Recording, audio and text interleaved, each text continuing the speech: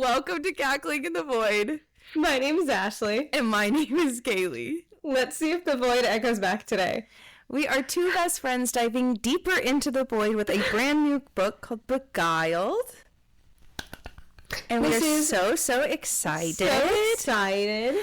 I lost the name. I dropped my phone and lost the author's name. Her name is Fay. Oh, God. You got that, kid. No, I don't. I'm texting it to you. I'm so sorry. I'm so sorry. You were such a lovely person. Avery, cut this out. It's the last name, okay? It's the last name. How do you say that? Messina? I think it is. Messina? Yeah. Dude, I hit my knee so hard. I think I'm like, should I just go back and like say the intro again? What got me was so quiet. I'm so sorry, and busted up laughing. I'm so sorry. I couldn't help it. I'm so sorry. No, but because I went over there, so I literally was like tipping over. I felt the chair go whoop, and I was like, oh my God, I think Kaylee would have died. I would have. If you would have fallen out of your chair, I think I would have been like, that was, once again. Like, the podcast is done. That was peak. We're done. Avery, clip that. That's it. That's the podcast. Just an hour of me laughing at Ashley. It would be an hour of you laughing at me. Yeah. It would. It's okay. Like, and it would, like, you die down, and then you think about it. I know. Oh, God. Oh, that's funny. But we are super excited to discuss Beguiled by Fay Messina, and it's going to be so fantastic. We are only doing the first 2 chapters. Just to let everybody know, this is going to be run a little differently because this is, number one, not a reread, so this is brand new, completely new to us, so you're getting like very real reactions from us. Yes. But we also wanted to state that we might not have a lot of large spoilers because of that. So I don't know anything except for like reading a couple reviews that were spoiler free. Mm-hmm. So yes, I've only ever read spoiler-free content because I refuse. I refuse to get anything. I'm not a spoiler person. Yeah, no, I'm not big on it. I'm like, I feel like if people like purposely spoil things after I said, oh, I don't want it to be spoiled. Oh my God, it's literally the worst. It's so upset. And I also hate spoiling things for people. Like it's like accidentally too, and you're like, I'm so sorry. I'm gonna fall to the floor. No, I remember I was telling a friend to watch Hill House. And I was like, it has such great, like, it's so great. Mm-hmm. And they're like, oh, like, what is it? Like, I don't care about spoilers. I'm like, I can't. No, you can't. Physically cannot tell you what happens because it's such a beautiful telling. Like, I just can't. Like, they're like, oh, come on, just tell me. I'm like, I can't. Like, physically, my body won't let me. Exactly. Like, it's not there. So because of that, we're not really going to have, like, big 2 sections of this. And we're mostly doing large review and reactions to it. So today, we are only doing the first 2 chapters because we thought those went well together, and it was a nice intro, and then we'll pick up probably a big intro to the characters because we were introduced to a lot of characters in the first 2 chapters. I was like, okay, we need to like get on this because there's a lot of names and a lot of things that were definitely said. And so jumping right on into chapter 1, we jump in, and there is our main protagonist, which is Talia, and she is working at a bar, and she has been waitressing at this bar since she was 17. She got a fake ID to do so. Yeah. So because of it's not actually clearly stated in the first chapter about like the exact age that she is. She's 17. Oh no, she got her fake ID at 17. And now she's legal. Yes. And I'm assuming now she's legal. So I would assume that she is in between she is like freshman college age. So she is really, like I felt like she 20. She was 21 because I thought that said that she's been doing it for like 3 to 4 years. Like she's about to turn 21. I thought that's what it said. I don't see. That's the thing is I don't know it gave the exact age, but I know that it did say that she has been working there for multiple years now. Yeah. So I would assume that she is anywhere between the age range of 21 and 23, max. Yeah, that's what I would say. Max. So just in certain terms of like thinking about her age and like where this is placed. Yeah. And we do find out that she lives with her aunt. She was placed in the foster care system after her mom died in a car accident. Yeah, because her father never came and like claimed her. Yeah. And but he just like was like bag. No, literally. And he just was like, and then left her in the foster care system for a couple months. Like, it wasn't just like a day. Yeah. It was a couple months. And then finally her Aunt Lana came and picked her up and was like, fine.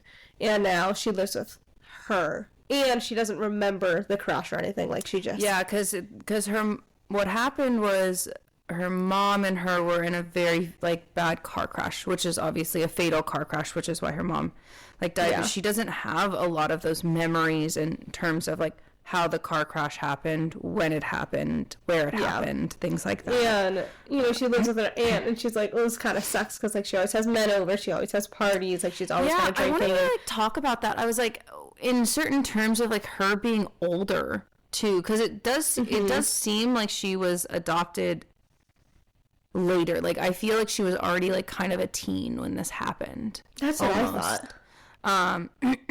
And like it's just like the idea of like, oh yeah, like my aunt is just like she brings people over all the time. Like for me, how I imagined the aunt's house being is like she comes home from school and there's like multiple random people that she's never seen in her life, never met ever, just in her living room, and every single day like they change. Like every single day she's meeting a new person. Like which can be a good thing, can be a bad thing, but also it's like a very unstable thing. Yeah, like for a teen to deal with, For a teen, and especially like a teen that just lost her parents. Yeah. Like, yeah, I also agree with that. That's not healthy. So I understand why she got a job at 17 so she could, move out. Yeah, but then like not only that is like later on, I think in chapter 2, her aunt does ask her for money. She does like openly like help her aunt a lot with money. I stole this chapter because chapter 2 we get a perspective change. You are correct. You are correct at the end of this chapter. Yep, you are correct. That is correct. Yep. We don't get the aunt's name though. No, we don't. We don't get the aunt's name, but she's waitressing right now, and she actually ends up getting off early. Should have had a warning about smoking. Like smoking, drinking, party. Like, yeah, that vibe. Oh, and also very, like, toxic men. Yeah. Oh, my God. Oh, yeah, we'll talk about him in a second. What? We haven't even gotten there yet. We haven't even introduced her best friend yet. I know, I was just saying a trigger warning. I know. Yeah, probably should have mentioned that. I don't know. Anyway, she smokes cigarettes. Also, don't smoke cigarettes. They're bad for you. You should quit. Also, they eat so much money. They eat so much money is unreal. Do they really? I mean, I've never smoked cigarettes, so also, it makes sense. I'm so glad that I quit when I did, because like a single pack now is like $15. Yeah, like immediately. Wow. And also, like, well, first of all, yes, I understand it depends on the brand. It depends on, like, the kind that you're getting. But, like, for me, my brand, the brand that I always get, yeah, no. No. Damn. I also know, like, anyway, it eats a lot of money. It's bad for you. You should quit smoking. And if you don't, that's okay, too. If you don't, it's okay too. It's your life. You do what you want. Life's too short to really care, but also your wallet might thank you. Yeah, sure, like health benefits are fantastic and you'll live longer and you'll be healthier and whatever, but also your wallet. But like your wallet? Yeah. but like your wallet will really, really like you. Anyway, but yeah, she's outside, she's smoking a cigarette, and then she kind of has this thing where she's like, she's in the alley. Yeah, like, she's in the alley behind her work. I do like how it was kind of described, where it's like this is like a one quiet place away from everybody where I can breathe for a second. Because it's, I mean, bars can be loud. And, like, there's absolutely, a lot of people and a lot of different kinds of people. And, like, it's just, like, how they interact with people is very different. You know what I mean? So it's I would also probably step out and just be like, okay, let me breathe for a second. Yeah. And not only that, it really is the idea of, you know, we get to see her, yes, take a big breath, but we get to see a little bit more of her inner dialogue and her inner thoughts, especially at this moment about I don't want to go home. I really don't. Like, I need some more space. Yeah. But I also don't want to be at work. And it's I don't really want to go to this party, but I am going to call my best friend to see what she's doing. Even though I know that she's probably going to go to this party. Yeah. You know? And so she ends up calling her best friend. Her best friend's name is Kay. Yeah. Her best friend's name is Kay. Okay. Do you feel honored that you're now in a book? I mean, yeah. I mean, I feel like not a lot of people are. I feel like Kay is definitely more of a common name in terms of, like, back south. Yeah. And I also think, like, they are me. I don't know why, but I put them in a southern state. Yeah, like if they're Iowa. here in the U.S., I put them in, like, Kentucky, Tennessee area. Or Tennessee. I kind of see Tennessee. That's, I don't know why, in my head, especially, like, when they go to the party, that's what I, like, kind of feel like it is. Yeah. They end up, like, stopping and, you know, obviously, like, chatting for a bit, and, you know, Kay's like, hey, I really think you should go. I think it'd be fun. I think you, like, need a break. I think, like, you know, it'd be fun, like, that we went and, like, spent time together, but I did want to warn you that your ex is going to be there. And she, like, I love how Talia sighs, and she's like, he's not my ex, because technically they were not together. They were just friends with benefits. Yeah, it was. They were just hooking up. Yeah, it was, like, very much like a situationship, like, very much like, oh, we're just hooking up. And she was like, yeah, I broke it off because he started getting really controlling and, like, really possessive, and, you know, she's not down for that. Which good for her. Kind of like that she openly was like, no, I clearly stated my intentions. Yeah. I clearly stated it. So it's one of those things, but, you know, they do end up going to said party. Yep. And it's in the middle of the woods because it's a bonfire party. I've never been to a bonfire. I'm not even at the beach. I'm sorry. What? No, I have not. Me. I'm sorry. What? Why? I don't know. I've never gotten the opportunity to. What? I've been to a campfire. Yeah. It's like same. It's just fire in the woods. Yeah. Me. Actually, that's a lie. I made fire for you so much. Kaylee made so much fire and made so good fire for your birthday. You did make good fire. I did. Kaylee made so much fire and so good fire. That sauna, You tried so hard. Okay, it was raining and it was snowing and it was wet. Okay, I tried my best. And it was in a sauna. It was great. The sauna was so good. I miss that. I think about that sauna. All the time. Anyway, all the time. Back to the so book. Great. But they actually about the sauna now. Yeah, I mean, actually, now we should just transition to, like, how they keep themselves warm.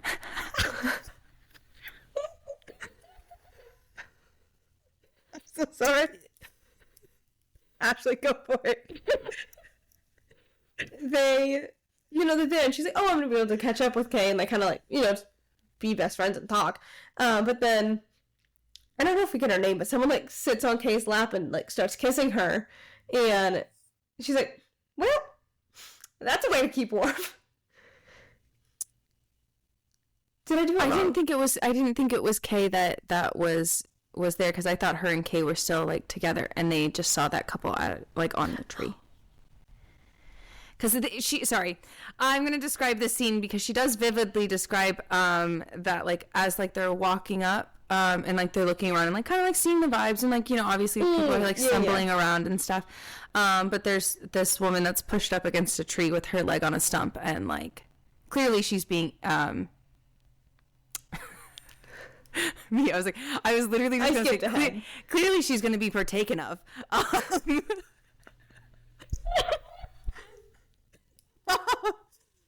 But yeah, and you know, they're basically like coming into this party and like they're like seeing this woman can we say that? Can we just say it? Is that okay? I mean, what we have said so much on this podcast. Great, I love that. She's being eaten out, and I just I was like, can I say that? Yeah, I mean, is that appropriate? We've covered full smut scenes. You're right. But like, not a lot of it has a lot of head in it, which I am. Me, I know this is gonna sound weird, but I was very excited to see that was the first like sexual spicy thing that happened. I was like, girl, I love this for all of us. I got really excited because I was like, I love that was like one of like the first like really big sexual things that was written, because I was like, I am ready for this. I did. I got very excited that was like the first thing, and not like. I think the reason why I got so excited is because most of the time, the sexual encounters or like the first like types of like spicy like things that happen are normally depicting men getting head or something like that, or it's like, you know, more like man focused. And I just loved the fact I was like, you know, you do that. You get eaten out in the woods with whoever you want, and be pushed up against that tree, because I love that shit for you. As you should. I love that shit for you. And that's why I actually got really excited because of that, because I do feel like me and Ashley were discussing this about how a lot of fantasy books are formulaic. Have very similar formulas, and I do think that just like the fact that was like one of the openings, I'm very excited. Still in the first chapter. Yes, I'm very excited because I do think that it's going to be a little bit more smuttier, and I'm very excited for it. Me. And we've also heard the longing is quite good, so I'm excited for that too. Also, like me, I just feel like I'm on a longing kick. I'm just like, so am I, and I'm like, what is wrong with me? It's okay. Those books really fed it too. Like it's just like, I love love. I love love. I love all the longing. All the longing. And it is also like, I think it goes back to like the idea of I'm a hopeless romantic, but I'm really not. Like, I don't like it. It's gross. And I hate it. It's whatever. But also at the same time. I know. Oh, I would ruin over you. Oh, my God. Those books, the books that we've previously read, really fed my longing kick. Yes, and I'm very excited because I do feel like this book is going to have a lot of longing, just because of the next scene that was written. You know, they're seeing that as they're walking in, and this is like the start of like the bonfire. And she also says like the bonfire is huge. Yeah, she's like, wow, I can't believe, like, she's like, I think this is Kay openly's like, I think this is the biggest bonfire that they've ever made. And, you know, Talia jokes and she's like, just wait until it dies down a little bit. I bet you more than anything that people are going to try to jump over it. And, you know, Kay looks at Talia and is like, oh, are you going to do it? Are you going to do it? And she's like, no, that's crazy. Absolutely not. I love how she's like, no, that's insane. I'm not going to do that. That's dumb. That's crazy. I love how she does put down her boundaries like that. Like, no, like, why would I be dumb? It's very refreshing. I do really, really enjoy that. And, you know, they go and they take a shot of whatever they're drinking. And then, you know, Kay's girlfriend, lady who she's hooking up with, comes over and is kind of like, oh, hey, I apologize. What are you doing? Like, blah, blah. I was like, honestly, I don't know why, but like the woman getting eaten out up against the tree is like one of my favorite things ever. I was literally like, I love that. I love that for her. Me, I'm like, I'm already like, this is gonna be fantastic. Like, I'm so ready.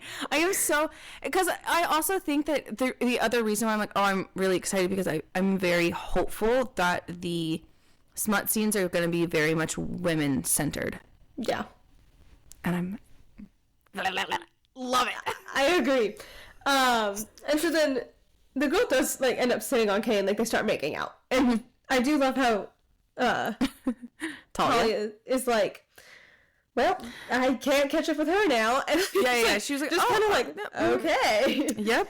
And we switch gears. And what are we doing next? And she goes and she sees Logan, who's the guy that she'd been hooking up with, yeah, by the tree, and like walks over to him, which, girl, you didn't need to walk over to him. Yeah, I was also like, girl, just let it go. Like, do you think she walked over to him because there was like a familiar face, and you kind of are drawn to familiar faces? Absolutely. Also, like, when you walked into the party, like, she openly said this. She was like, I know a lot of people at this party because we are acquaintances, but I would never say that we're good friends. Yeah. And so to me, that makes it sound like she has a lot of, like, superficial friends. She has, like, a lot of, like, oh, like, yeah, like, we can talk and we can chat, but, like, we don't share, like, life things, and, like, we don't have, like, a really large connection enough for me to, like, call them up and be like, hey, you want to hang out? Like, we only see each other at, like, these events. Yeah. And it does seem like, you know, the main person that she knew was Kay. And so, yeah, of course, like, a friendly face. But also, did she walk up to him, or did he walk up to her? I thought she walked up to him. Like, 'cause he was over by the tree. Maybe. I can't remember. I'll double check. Okay, double check. But regardless, now they are together at the tree. And we see this interaction where Kay is spelt with an E at the end. Oh, I love that for them. Oh, yeah. So Kay and the blonde were tangled together. And then she goes, that's my cue. Yeah, she's like, all right. Let's see. So she's clearly not a Voyager. I'm so sorry. I'm so sorry. That's funny. So she just went to the woods and saw, like, she just kind of started walking away, and then she saw his face. Started, like, walking away, and then like he was there, you know. So I guess, like, it wasn't, like, super purposeful, but it was just like whatever. But she did say, like, when she saw his face, she was like, oh God, I'm not ready for this interaction. Yeah. You know. And because she knew that he was going to approach her, because she has been airing his texts and his calls for a bit. Yeah, I'm just, like, not going to respond. Yeah. And she, like, the conversation that they had was normal at the beginning. Yes. And, like, it was the... Like, still possessive and off, yeah, because he's very much like the, hey, why didn't you text me back? And she's like, oh, well, you know, I've been busy. And he's like, okay, and? Yeah. And she's like, okay, well, she was like, I already cut this off. Like, I don't want to do this. And she was like, you know, we were friends with benefits. I laid it out to you. I said that this, like, you know, didn't have any feelings involved. And then he was like, he does start kissing her. Well, yeah, but, like, I actually like what this is, like, a big thing, like, a lot of, like, big, like, manipulators and, like, narcissistic people will say this, especially if you are caring or in any way able to facilitate their feelings or validate them in some sort of way. And Talia's really good at that. Talia's really good at being like, I'm giving them space to speak. I will validate your feelings. And she's like, no, I understand that you have feelings, and that's why I broke it off. And he says, oh, so what do you mean? I'm just not allowed to have feelings? And she says, no, you are allowed to have feelings, just not for me at this point in time, because I don't reciprocate those things. And I'm not ready for more. Yeah. Like, I do like how she was like, no, you are allowed to have feelings. Yeah. But those are not my feelings, and I don't reciprocate those feelings. I do love this. Yeah, which is, I did like, love that. Very different. And so it's like you can already tell that, first of all, Logan is not loving it. Yeah. And then second of all, I do love that Talia is so, you could already tell that she, even though, like, she's gone through, like, a lot of trauma, which you can kind of already tell, that she's patient, kind, validating. Yeah. Seems like she's, like, see me. Seems like she might have gone to therapy for a bit. It's crazy. Oh, look at her. Wow. But, you know, and like she starts walking away and he grabs her arm like hard. Hard. Like, and like pulls her back. And I immediately, when he touched her like that, I was like, no. Oh, I know. I was like, oh god. Like, Me, I was like, driving when I was listening to this. I literally like, I was like, oh my god. Yeah. Yeah. I was like, girl, if you do not run away or like, I was like immediately, like the way that he grabbed her and the way that it was described, I was immediately like, no, get out of there. Yeah, you need to run. Yeah. Like this is not chill. This is not okay. Yeah. And like, you know, he does like grab her arm and like kind of like force her up against a tree and like tries to kiss her against her. Yeah. And he just is like, I missed you. It doesn't need to be this complicated. I miss you. Like he. So disgusting. And he's like, and she's like, I'm not feeling it anymore. And he's just going, I'm sorry, I miss you. And is like getting in her space. And I was like, oh my god. Yeah, like, and then he's like, oh, but I miss you. And she's literally like telling him point blankly, okay, but I don't miss you. Like, I cut this off. Like, I'm sorry that you miss me, but there's nothing I can do about it. And like the fact that he's just like, oh, stop making it complicated. I'm like, no. That's disgusting. Yeah. I personally think that, like, I was like, that's absolutely disgusting. Because it's you're right. It's not that complicated. So stop. Yeah, literally. And he doesn't. He's like, oh, there's someone else, isn't there? And he's like, I knew you were fucking somebody else. I knew it. And like getting more mad. And so angry about that. And I immediately was like, no. Oh, I know. And then I do love. And she's like, there's no, says, like, there actually is nobody else. I just don't have that, you know? I do love how she's like, Logan, like, let me go. We are done. And he's like, we're not finished until I say we are. And I love how she's like, well, that's not how consent works, jackass. I loved that part. That part was so good because I absolutely agree, because here she is having a reasonable conversation with a fucking narcissist. Sorry, I'm just going to call it like it is. With a fucking narcissist. And she is doing everything that she's trying to she's doing everything that she needs to do way, but in a situation to like also like protect herself. I like that she's still putting down her boundaries and is still saying, no, I don't have feelings for you. No, this is not how consent works. I am not consenting to this. This is not okay. And he tries to force himself on her, and like, you know, she turns her head away, he misses and kisses her neck, and like she pushes him off. And, like, he grabs her arm and, like, slaps her across the fucking face. Like, and really hard. Like, really hard. I can't remember if she falls. Does she fall to the ground? She falters, but she doesn't fall, but then she, like, punches him in the jaw. And that's, like, good for her. Yeah. Because I was like, absolutely not, and then she, like, knees him in the balls. And then she just runs. No, she knees him in the balls, too. Good for her. I know. And I love that she runs. She runs into the woods further and like keeps going. Because he's chasing her now. Yeah, and she's like full on fucking when I get her. my hands on you, you're done. Like, and I was like, what he's gonna do. No, we don't love that. I hate it. I absolutely hate it. Like, this interaction was like, I was like, I got really uncomfortable. I was like, girl, you gotta get out of there. Like, girl, get out. Girl, no. Running. Girl, get out. Run. No, girl, run. What? No. No, I was like, oh my god, and like, it's we all know what he's gonna do if he gets his hands on her. Like, it's oh my god. I know, I was just like you said, I was like, just run, keep running, don't slow down. I know you just don't keep look going. Back. Yeah, just keep going. And then, like, you know, she's in the woods and she openly is like, I ran so far I can't even like see the bonfire anymore. And she's like, I'm kind of scared to be out here alone, but I also am scared to be out here alone in the woods with a man that's like hunting for me. And then she says like, oh, he yells really, really loud. And that's when she kind of skids to a halt. She's like, what was that? And then she's like, oh shit, like, I'm dizzy. Like, I'm really dizzy. And I'm getting really disoriented. And she's like, wow, there's like really beautiful, like, pale lights. Like, the lights are really, really pretty. And then there's like what was it, like a blue fairy? Yeah, like a blue orb. A blue orb. And she's like, I'm going insane. I really love how she's like, I'm just going insane. I didn't realize I was that drunk. But then she goes like, someone spiked my drink. Well, yeah, because she only had one shot. She only had, I also kind of agree. Like, you only had one shot.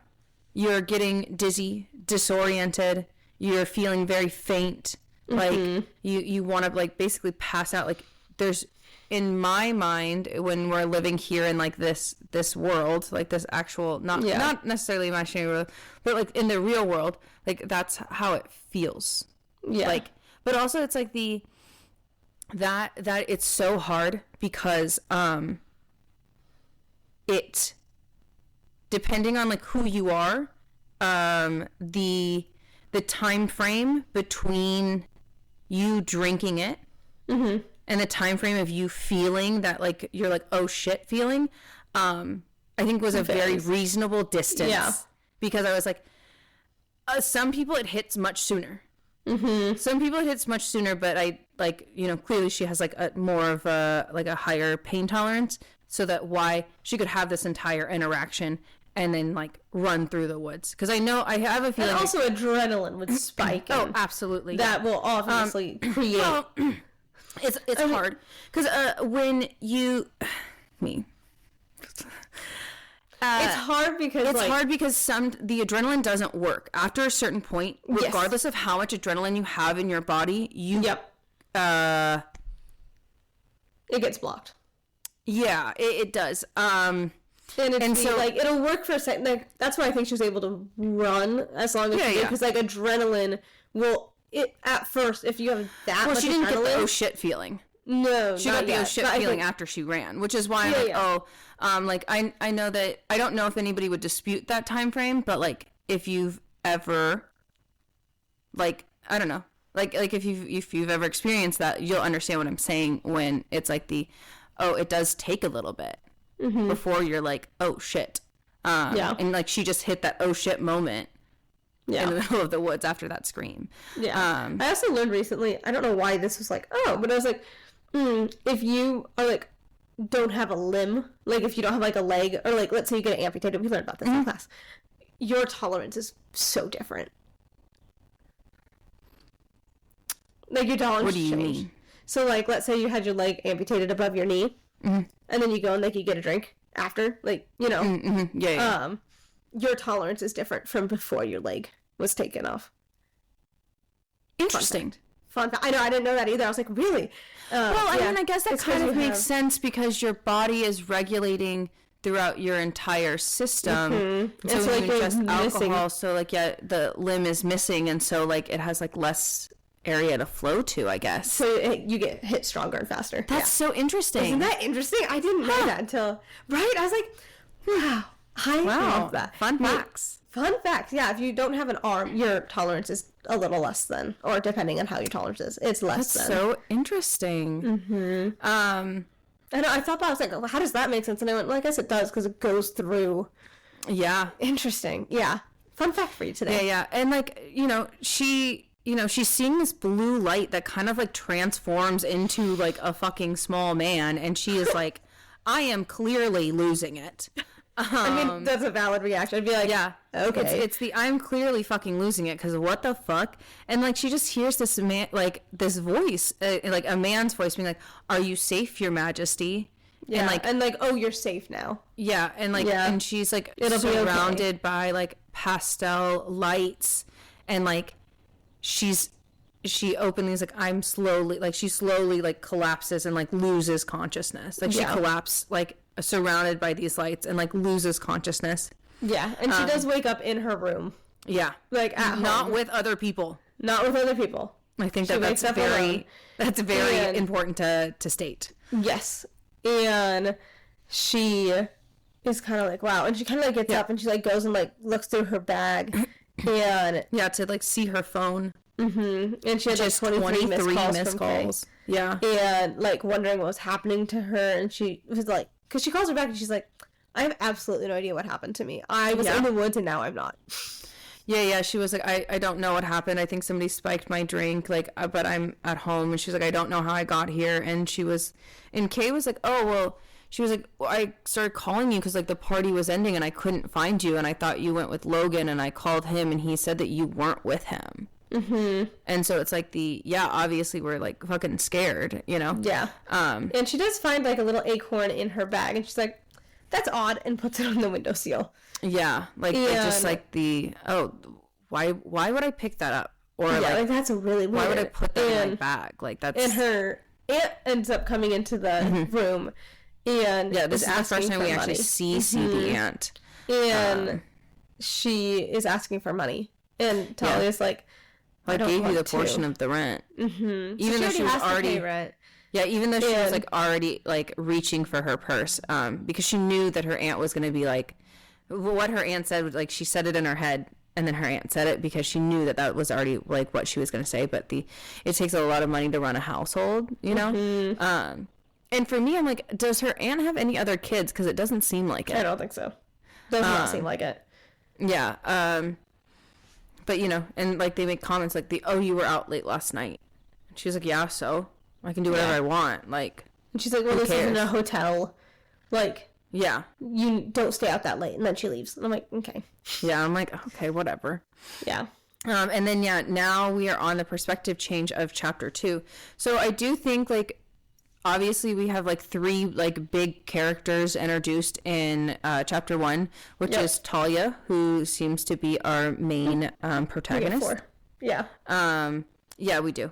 We get Talia, who seems to be our main protagonist. Kay, who is her best friend. We also have Logan, who is narcissistic boy man.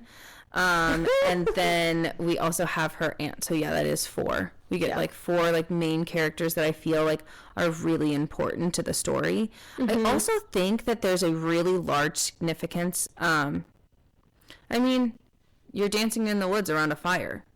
Yeah. Having an orgy, basically. I don't know, guys. Seems like we're summoning some shit. And it's also crazy. Since this is like a reaction thing, what did you think of the first chapter of this book? Because it's... Yeah. I liked it. I thought it was a really good introduction to a fantasy world.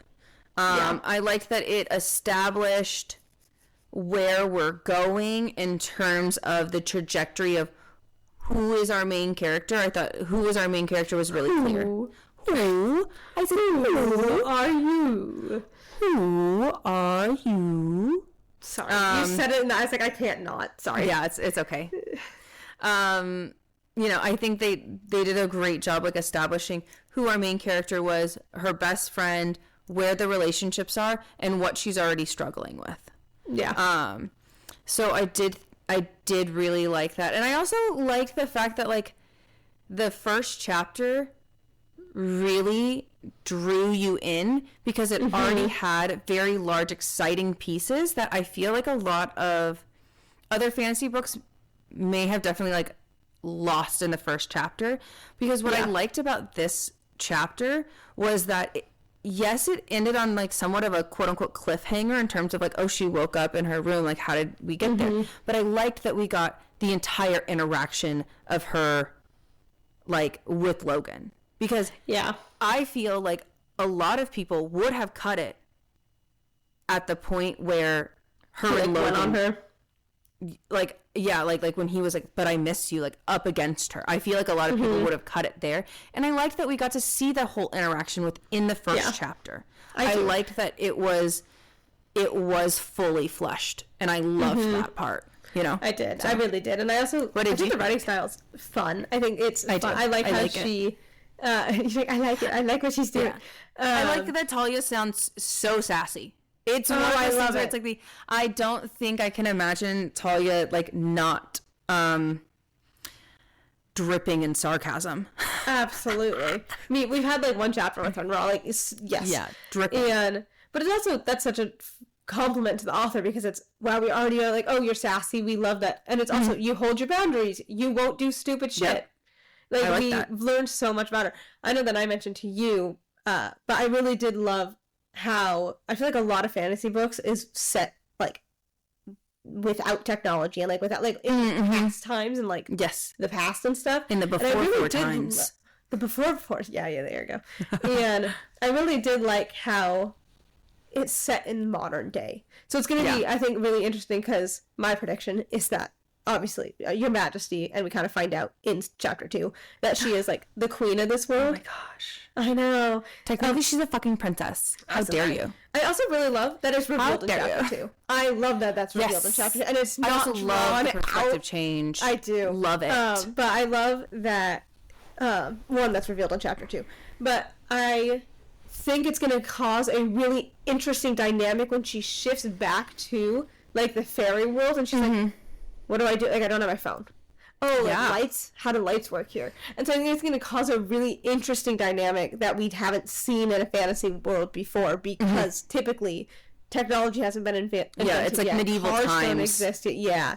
And so I think and so it's fun. And it's also fun just to kind of see a fantasy world in our times now, because it's easy to, not that we can't imagine medieval times, but it's kind of like what we said with Fourth Wing. It's not that Fae isn't fun and not that Fae isn't this, but it's bringing more like, personal. It's more personal because they're humans. Yeah. And so you get that personal connection, whereas this, it's our time period now, so you get that connection of the, oh, like, you had 23 missed calls. Of course you do. Your friend is fucking worried about you. Yes, whereas, like, you wouldn't have gotten that in a medieval times. Like, you know what I mean? So it's just a different way to, like, connect with the author, or the characters, and I really like that. Yes, I also agree with that. I also think that, like, because of that, I know that Ashley brought up the point, she was like, oh, I do like that she was not like the sole provider of her family, or like I do. I really love, because it's like already, you know. Yeah, where it's like like, my mother died, and now my sisters and my dad and, like, my brother, I have to provide. I have to be like the hunter, the gatherer. I'm out in the woods, and now I see a fae. Like, I'm really glad that it wasn't that.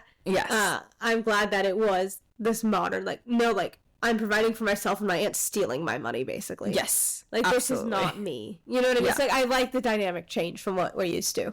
Yes, I also agree with that. So, good job in breaking the formula. Yeah, I also love it. Yeah. But also, I think not only that is, like, within the first chapter, once again, I'm going to say, I think that this is going to be a much spicier book, and I'm very excited for that. It feels just so much more, because I'm going to use ACOTAR just because I feel like that's the most well-known intro to this kind of romantasy that is out there. Yeah. I would say Throne of Glass, but I feel like Throne of Glass is a little heavier. Sorry, I'm so sorry. I'm so sorry. I mean, I agree, but you didn't even, that was a reaction. You didn't even think about it. That was funny. But I feel like Throne of Glass also is a different formula in a way, and it's a lot more into the heavy of the politics versus ACOTAR, where this is more, like, ACOTAR's more romantasy. Throne of Glass is more fantasy. You used to, obviously, you have the romance. Yeah, like, but it's romantasy fantasy book. Yeah, whereas ACOTAR's romantasy. Yes. So I'm going to use that as the example. Yeah. Whereas, like, Feyre, that's her name, is like that hunter and gatherer. I had a point, and you made me laugh. I'm so sorry. It was about breaking the formula, because normally they're all hunter-gatherer provider women. Yeah, so like how she's the hunter-gatherer, and this just breaking that. But also how Feyre, just kind of, she didn't, not that she didn't think twice, but she didn't think twice, and she didn't hold to her boundaries, and she didn't hold, like, these, like, core beliefs that she had. So it's really nice to see that. Yeah, she was had very a great much point, easy and I to really compromise. What it was. Well, if you think about it, as we go into chapter 2, you can always shut it out, you know. That's true. I'm so sorry. I'm so sorry. Don't worry, guys. We will be talking about Throne of Glass, and I don't. Well, now you know what it's going to be like, but I'm so sorry. We have strong opinions. I have very strong opinions. Yeah, very strong opinions, and it's going to be a fun little series that we do. I'm so sorry. We are not deep diving them. I'm saying that now. You want to reread those and do a chapter by chapter thing? No. I'm not disagreeing that we're not going to that we're not doing a full deep dive, but for you saying that we're not going to do a somewhat of a deep dive is crazy, because we're doing a deep dive, but we're not doing a two chapters, 3, 4, 5. Yeah, we're probably going to do a book by book or something. Yeah, we don't know yet. To be determined. We'll figure it out. TBD, But guys. it'll be TBD. entertaining. It'll be great. But jumping back in to Beguiled, and we're now moving on to chapter 2. We immediately see the perspective shift. Yes, let's go. Sorry. Yes, let's go. Who raises their hand on their own podcast? I mean, Ashley does. Apparently, I do. What I kind of like bringing it back to like where this started out in chapter 1, where ACOTAR is an adult series. Yeah, like, it is an adult series. It is considered an adult fantasy. Like it's an adult in the adult genre. But I feel like it's in between YA and adult. Like it's very tame. It's really very tame. It's very that in between like gray area, leaning to adult in certain aspects, but leaning YA in a lot of other aspects. Whereas this very much was like, no, look, she's drinking, she's having cigarettes, she's going to parties, she's like, there's people fucking on the tree, getting head. Like it's very much like this is more of an adult series. Yeah, I agree with that, and I love it. I love it for that. Yeah. I also love the perspective shift that we get in chapter 2. It's really nice because I like the fact that, if we piece it together, chapter 2 technically probably happens before chapter 1 even happens. Yeah, you're right. I think it's like you don't think that little blue man was Taryn? Odd. No, I do. Are you going to tell me that it wasn't? No, 100% was. That's why but I don't think it was like years prior. Like I think it was very... it just happened like 10 minutes before. Like okay, just like a little bit. We're not like yeah. We're not like 80 years in the past or future. We're like, or it's happening kind of at the same time, just a little honestly, bit. like I think that it's happening at the same time. Like she's working at the diner and like she's like getting the cigarette and like she's being picked up. That's like, what I'm thinking. It's like happening, yes, at the same time, but like it's like a little bit before, Yeah. Okay, we're on the same page. Because I would assume that Taryn needs a little bit of time to like, get to her. Yeah. I don't know how that works. Jumping into chapter 2, we do get that perspective change, and now we're in Ruin's head, which I love the name. I know you said that, but now I'm saying... Yeah, I love it. I love the name. It's kind of up there. I don't know why. I love the name Everest. That's nice. I think it's a really cute, like, boy name. I mean, it can really, like... Yeah. I do... I like the name Rain. I'm a fan. I do.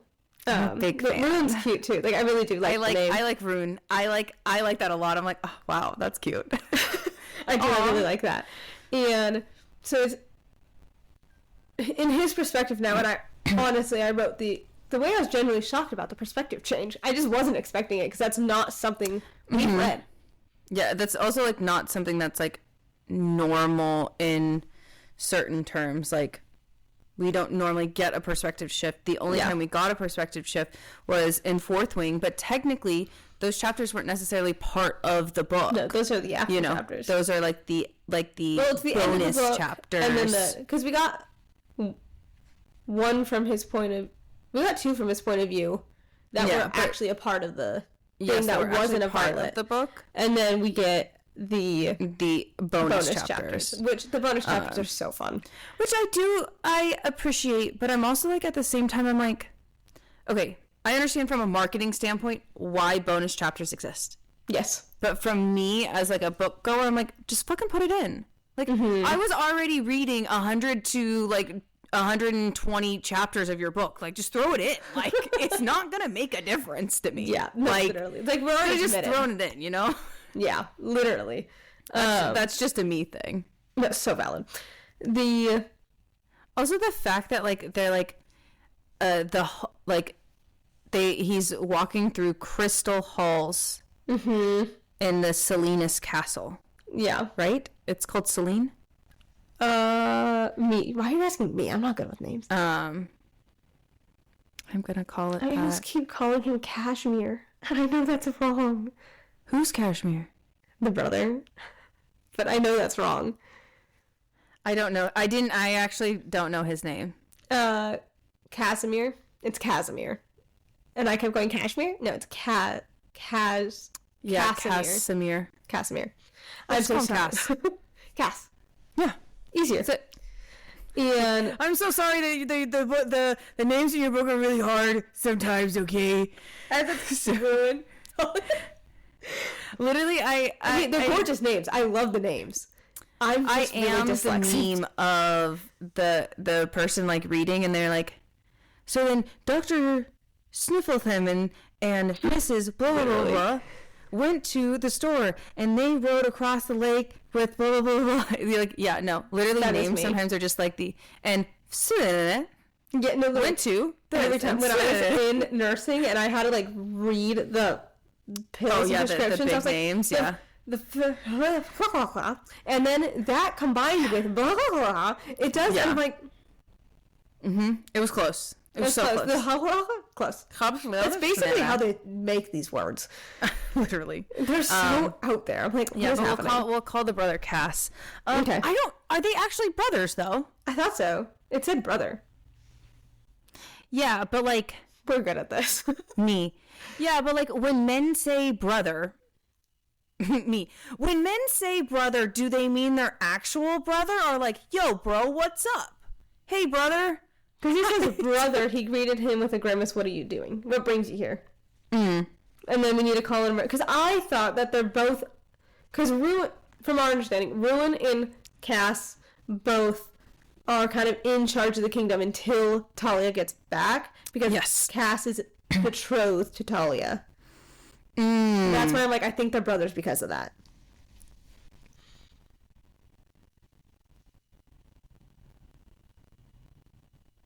To be decided. Yes, you could be right because it was kind of confusing in terms of like, because here's the thing is like Cass enters like the Grand Council chambers.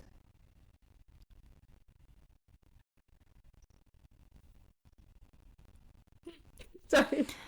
I'm so sorry. I got distracted because now I'm reading the description of the ceiling and I'm like, wow, that's gorgeous. Please read it to us. Oh, the chamber itself was a. I'm so sorry. Dyslexic now? Stage fright. Literally all the time. Now I lost my place. I'm so sorry, guys. This is why I don't really read. The chamber itself was a cavern of grandeur with high vaulted ceilings carved from pale stone veiled with silver and gold. Tall windows lined the far side, draped in banners of emerald gold, the colors of the Selenius court. Wow, that's gorgeous. Yeah, like what just a beautiful like way to describe that. And I was looking and like it's described in other ways too. Like you get to the center of the room, sprawled with a council table, a vast oval slab polished with white crystal, its surface smooth enough to reflect faces on those who sat around it. Like very good descriptions on how gorgeous this palace is. Yeah, the palace does seem gorgeous, and I like that the palace is ornate.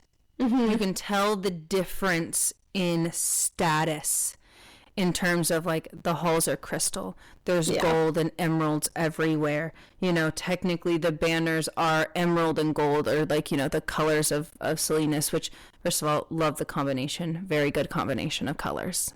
Yeah, I was like, that was very good. It's gonna look very, very pretty, like beautiful together. Absolutely. And I also Ruin is coming back from a 3-day journey. The wards were like demanding attention from like a soldier, and like he needed to like see if they were weak and try to weave them back. And he does say it's like the wards are not easily broken. To find a tear, however small, is no accident. Yes, it would have to be taken deliberately, intent, and strong magic. And at least the castle is secure for now. Yeah, and so we're already seeing, jumping into the face that obviously there's conflicts with borders. Surprise, surprise. But we see, so if Rune and Cass are brothers, we see that Rune is obviously the second born.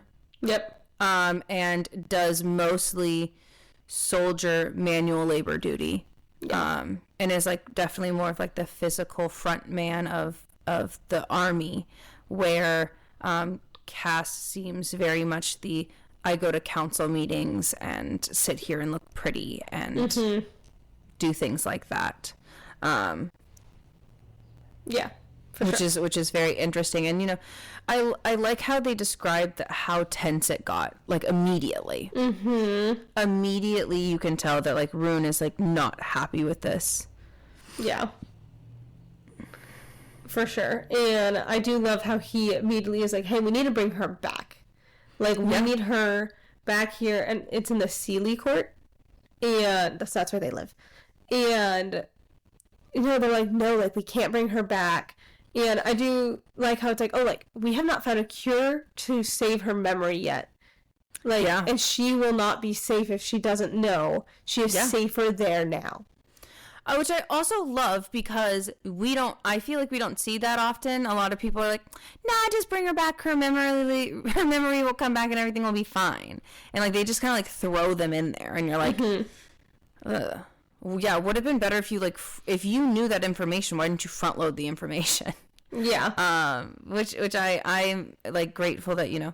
But also it's like the Rune's fighting for her. Sorry, Cass is fighting for her to come back, right? Rune is. Okay, Rune is. Yeah. But he is saying, like, she's not safe in the mortal realm either. And also, like, what happens if her powers awaken early? So she has powers too. Yeah. And so it's like what an interesting, I really like the circumstances and the dilemmas and everything that this is being put in. It's like I really do like how it's, one, not keeping her a secret. Two, it's putting up very interesting questions. It's like like, her power might come back when she's not here yet. What if it comes back early? How are we going to get her memories back? They're not letting her come back until her memories are back. And it's like, what happened? Why did she go there? And, like, what are her powers and why? You know, and it's really, I like how they framed it in the sense of it's not keeping things hidden from us in this, besides, like, obviously the memories, but she's figuring out the memories. So that's different. But I like how it's, no, like, this is what's going on. Take that information with what you will. Because I'm very much a person that I think shock value works if it's a shock to the character rather than the audience. Yes, I agree. Because you can know. Yeah. You can know what's happening. I think a good example of this is Invincible. The first season, where Omni-Man is the bad guy. Yeah. And then, but, like, his son doesn't, no one does. And you just see this dawning realization. And it's a very different form of shock value. Yeah. But I think works so much stronger because you just feel this, like, oh my god, they're figuring it out. They're so close, and I want them to, but I don't because it's going to be heartbreaking. And I'm so here for it. I agree. I also love that he openly says that, like, he is disappointed that Cass is betrothed to Talia, and he says it makes him upset because he's like, he could manipulate the situation to make her do whatever needs to be done, because technically they are uniting kingdoms. So by this marriage, they're uniting kingdoms, and he is very concerned. Also, are they in Texas? No. Because one of your notes says, how far would Texas be from the kingdom? Probably wrong with Otto. Okay. Speak. Yeah. They are not in Texas. Because I was like, what? I've never seen a castle in Texas. Well, no. Like, I would just assume that she in the mortal world would be in Texas. Yeah. They are brothers. Remember your place, Rune. You and your brother may share the throne right now due to Cass's betrothal to Tali. And you may be on the council, but you are not above the rest of us. Which I really like. I like how, like they're not really above lays people. It out right there. Yeah. You know, and just also, like, he is upset, and he does go back to his room, and he does, like, write a letter to Taryn. And also, if you notice, like, he's losing control of his powers. Did you notice that? Like, his ice is getting everywhere. Like, even it says... Yeah, because when he gets upset, his hands... Yeah, when he was at the table, his he slams his fist onto the table and it spreads ice. And that's when they're like, hey, watch what you're doing. Look where you are. And then, like, he's writing and he, like, breaks the pen because it gets icy. And then he does write for his friend to say, he's like, I request your presence in my chambers at once. Yeah, I know that, like, he is, like, that we are friends, but also, I think that it's interesting because, like, it's just, like, the way that he wrote it makes him seem like he's obviously, like, in, like, in a lower status than Rune is, and is, more of, like, a squire? Is that what they call them? I think so. A squire-esque person, you know? Me lord. My lord. Yeah, and then I do like how, I don't know why, I just thought it was fun, where, like, he flicks his fingers and then the letter catches on fire and that's how it sends. I think that's just a fun little detail. Yeah, I also like when, like, Taryn, like, comes in and he's like, and, like, he gets it, he's just immediately like, oh, so, you pissed off the council again? Rune's like, I didn't invite you here for commentary, okay? Yeah, I already know that they're pissed off at me because I asked about Talia again, and I lost my temper, and, you know, they don't necessarily recognize me as an authority figure, basically. I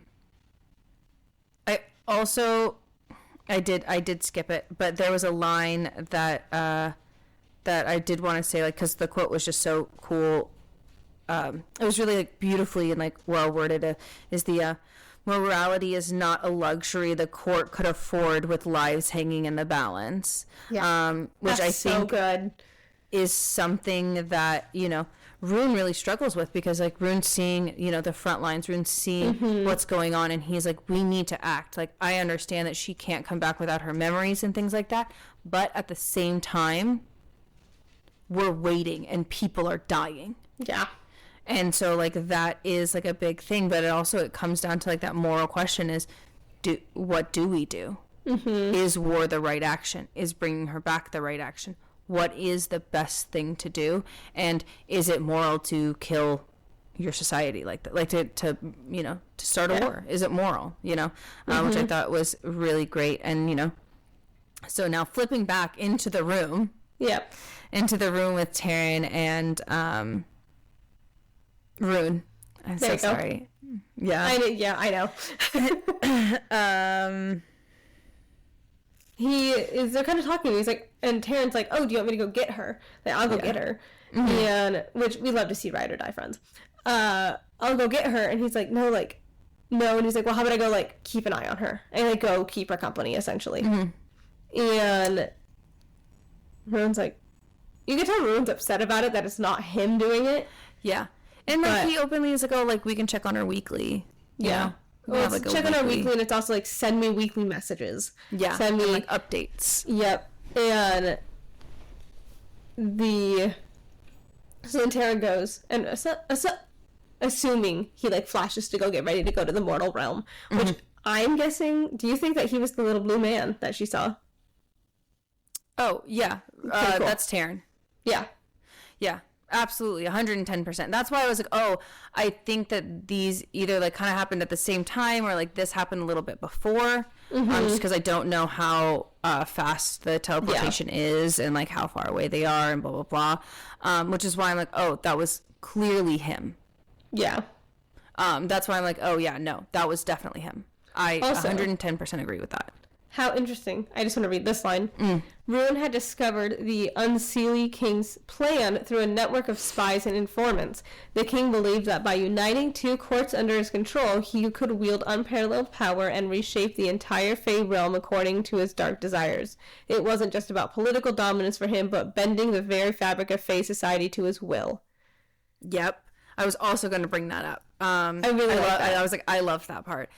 Because that shows how dire the situation is in certain terms. Like, this is, like, a dire thing.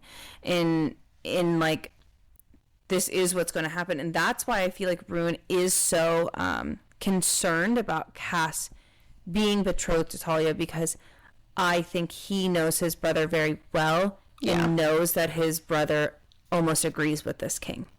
Yeah. Knows that the brother would agree, knows that the brother is like chill with the plan, which I think is crazy. Insane. But also it's like I guess that makes sense. But also that's why Rune is so worried about it.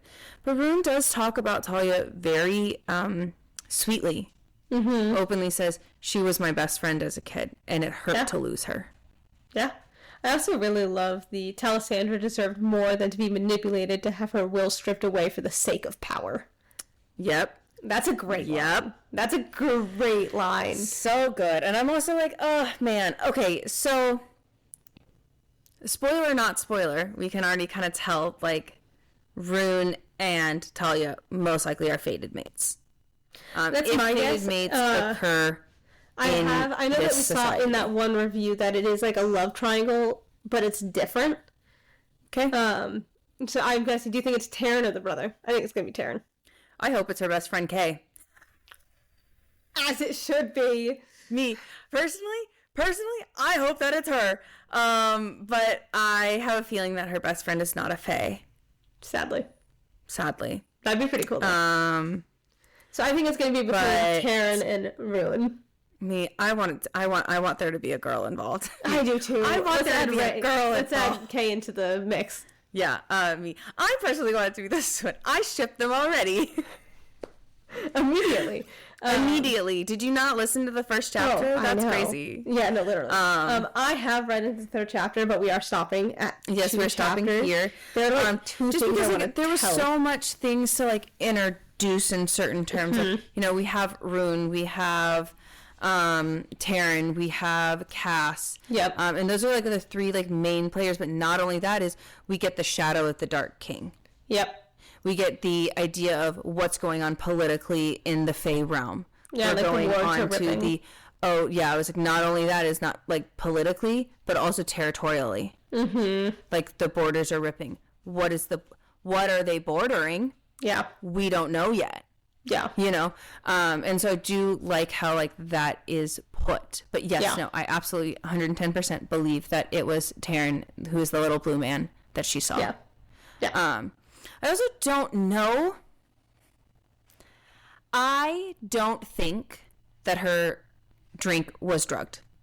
I think that is the start of her powers coming back, because I think like just in certain terms, I think it's that. I think you could possibly argue that as she was running into the woods, she accidentally stumbled into the circle that Taryn was already was teleporting into. Mm-hmm. And so that sense of teleportation as well, like feeling the magic right there. But what I really think that it is number one, I don't think that her drink was drugged. Number two, I think that was the onset of the foreshadowing that her powers are going to come back early. Yep. I agree. Go off, Kaylee. That's our prediction. Yeah, our prediction. I'm curious how long we're going to stay in the mortal realm. How long do you think? I don't think we're gonna stay long. I don't either. I don't think we're gonna stay long. And also the other reason why I'm like, I want it to be Kay. I want the love triangle to be between her and Rune and Kay. That's what I want. And the reason is because I think it'd just be so much fun to be like a portal and like she like accidentally pulls her friend through or something. That would be fun. Or Talia leaves and Kay is like looking for her and like stumbles upon it and like somehow like gets sucked through the tree or something. You know what I mean? Yeah. Something like that. Me, I'm like, I just want it to be between her and It'll be so good. Yeah, but I'm having fun. These two chapters really did pull me in. Yeah, and I like it. Like that the first two chapters were very engaging. Number one, very engaging, and they very much like they threw you in, but not in an intimidating way. Yes, and they like, hey, here's what's going on in this world. Here's what's going on in this world. Let's see what happens. Exactly, and also like I loved how she like how they threw us in certain terms of good explanation, but still have questions to like prompt you to read the rest of the book. I did like that, and I liked the second chapter too. Yeah, like I liked the second chapter about how it was like this is the Dark King, this is what's happening, this is what we're like foreshadowing to. Yeah. So do you have any predictions or theories? Well, what you said. Wait, what was the love triangle that you think? Well, originally I was like, oh, it's gonna be like the two brothers and her. And then I was like, okay, maybe it's going to be That's valid. The brother and then the friend. Twin trope. Sorry. I'm so sorry. Ew. I'm so sorry. And then the brother and then Ruin and Taryn. I feel like is kind of where my mind jumped because I feel like that just makes sense. Yeah, like really natural. Like it's kind of like what we saw in between. I don't fucking know. The Glass, Dorian and. Well, Fail? Yeah. But I was gonna say like in ACOTAR, honestly, half of me was like, yeah, she should have gotten with Lucian. Over Lucian and no. What's the dude? Tamlin. There it is. Oh, absolutely, Lucian. I was like, what was that fucking dude saying? That's right. Yeah. Like if the love triangle was between those two, I would have chosen Lucian, but she chose Tamlin. I don't fucking know why. It's whatever. It's Tamlin. I don't know. Anyway, but I understand where like you could see that happen. I would love for it to be Kay in a perfect world. Kay, and or they have another Fay lady that like hasn't come up yet. That's like that's like like her like somebody that she knew in the Fay realm that like sacrificed herself. To like push, like sacrifice like part of her magic or something to push her to be human, like to glamorize her, like to like, put that glamour on. Like, I'm like, that'd be so great. That'd be so great. Just me and our predictions. It's just kind of fun to do an episode completely blind, but like review. It is. It is really fun because now we get to say our predictions. Yeah, and then also it's like the anticipation of like, what do you guys think? Like, do you think the orb in that she like the orb and like the little man that she sees in the forest, do you think that's Taryn, or do you think it's a spy from the other kingdom? Exactly. Ooh yeah, there you go. Yes, everybody please support this author. She is lovely, and you can find her book on Amazon, and she's great. Amazon, Kindle, that's Amazon. Oh, that's right. Yeah, Kindle is owned by Amazon. Also, any other type of ebook reseller as well. I do believe she's on.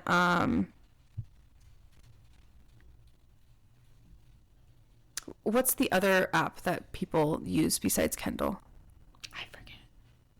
Okay. Well, whatever that other app is. Well, look up the book and please read with us because this is going to be a really fun journey, and I'm very excited to see where it goes. It's going to be fun. Thank you guys so much for joining us for our first Beguilded episode. First deep dive in about a month. Yeah. For our first Beguilded episode. Thank you guys so much for coming. We really do appreciate it. Make sure to like, follow, subscribe, hit all of the buttons. Comment down below if you think that it was Taryn as the little orb man or not. Also, comment down below like your guys' predictions for the book and who you think the love triangle is just from the first two chapters. I think that would be so fun. Yeah. And if you'd like to support us in any other way, we do have a Buy Me a Coffee linked in our bio. If not, thank you guys so much for listening anyway. We love it, and we love it. We love you guys. Thank you guys so much for supporting us. And the last thing that we have to say to you is, what did the void say to you?